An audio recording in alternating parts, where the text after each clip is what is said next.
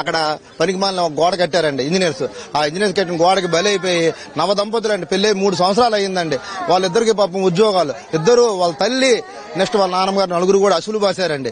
ఈ రోజు ఏదో ముక్కుబడి ఎక్స్ప్రెషన్ ప్రకటిస్తున్నారు. మాకు ఎక్స్ప్రెషన్ అవసరం లేదండి.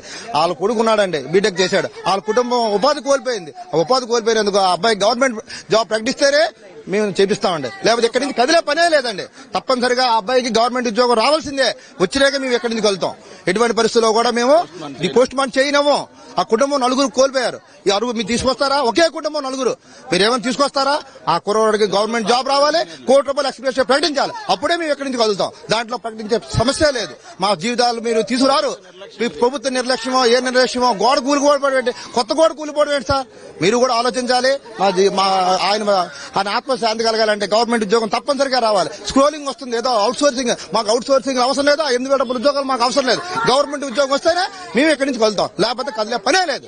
గోడ కట్టేటప్పుడు కింద నుంచి ఫిల్లర్స్ వేసుకొని గోడ కట్టాలి. ఏదో తాత్కాలికంగా గోడ కడదాం, ఏదో పమ్మిద్దాం అనుకుంటే ఇలా జీవితాలు కోల్పోతారండి. గతంలో కూడా ఎన్నో జీవితాలు కోల్పోయి మేము పక్కాగా టీడీపీ కుటుంబం అండి. మొత్తం మా ఫ్యామిలీ అంతా ప్రజల జీవితాలతో ఆడుకోవాలి కదండి. నువ్వు గోడ కడితే కింద ఫిల్లర్ వేయాలి, అప్పుడు గోడ కట్టాలి.